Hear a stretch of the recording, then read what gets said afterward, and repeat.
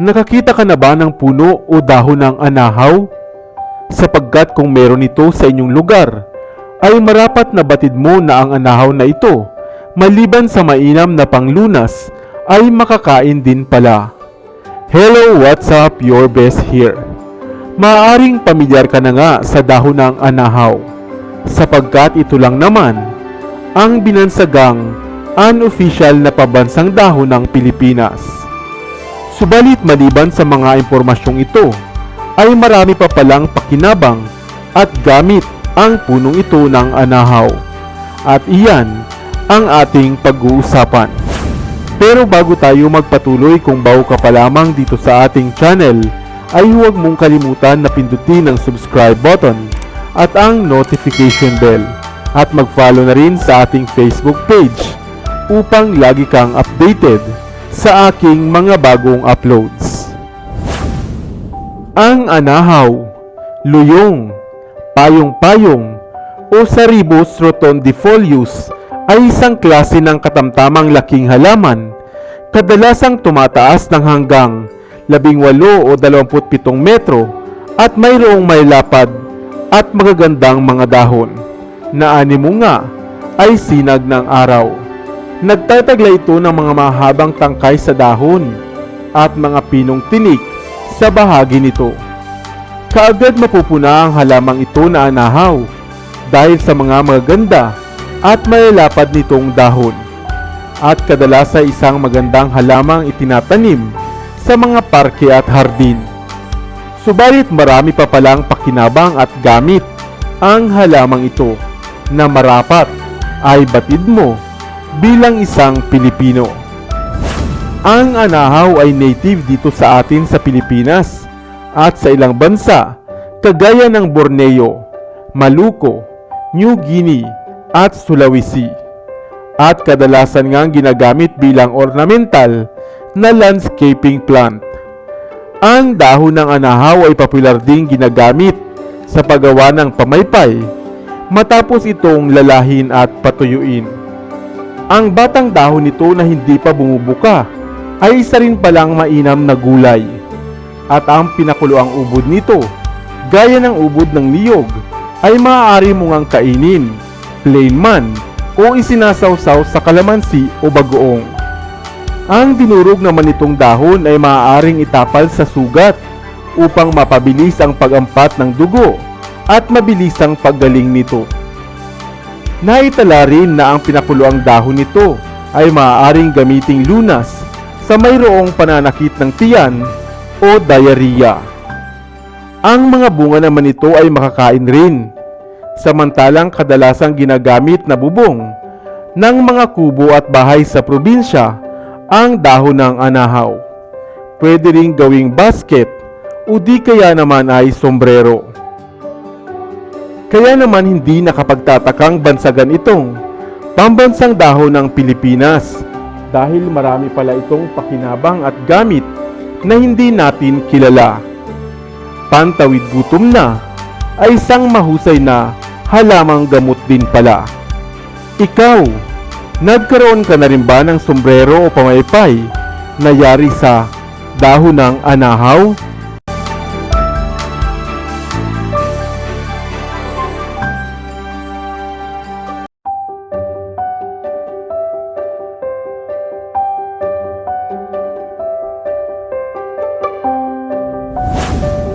Puno ng kawayan, pinakamataas na uri ng damo, maraming pakinabang at maraming gamit bilang kasangkapan sa paggawa ng bahay.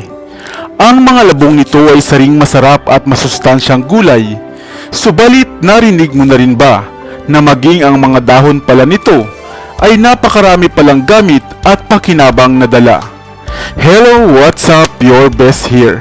Kaya naman sa video nating ito ay ating alamin kung papaano nga bang kakainin, gagawing tsaa at ginagamit na panlunas ang dahon ng kawayan.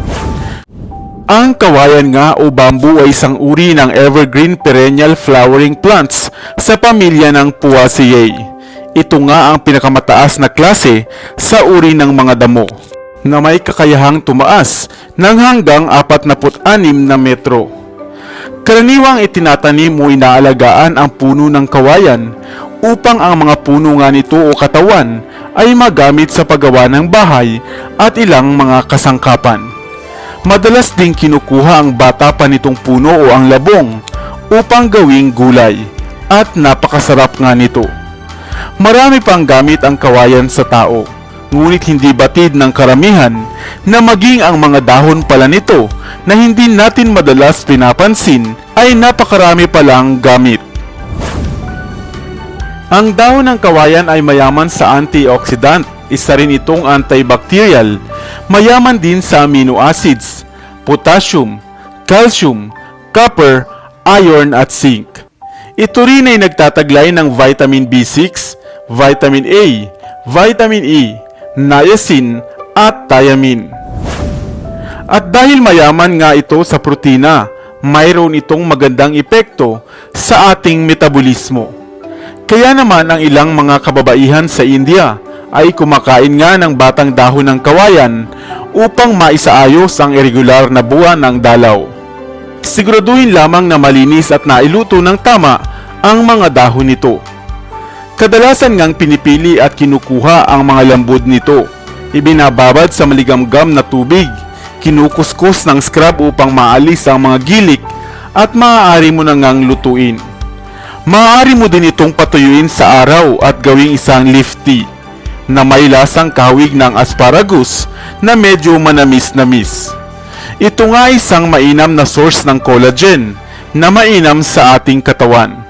Subalit ang pagkonsumo nito ay in moderation lamang, na maaaring isang beses nga lamang hanggang 2 sa loob ng isang araw. Maaari mo ring isang cup sa salad ang dahon ng kawayan at inumin nga ang malinis na tubig na nasa loob ng katawan nito o ang bamboo water.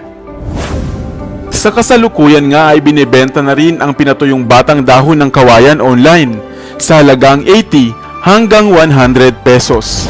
Kaya naman kung mayroong puno ng kawayan sa inyong bakuran, bakit hindi mo nga ito subukan? Ngayon ay batid mo na hindi lamang pala ang labong nito ang pwede mong tikman, pati na rin ang batang dahon nito ay maaaring mapakinabangan.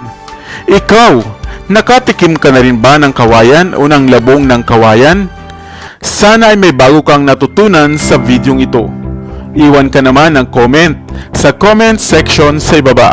I-like at i-share mo na rin para naman sa kaalaman ng iba.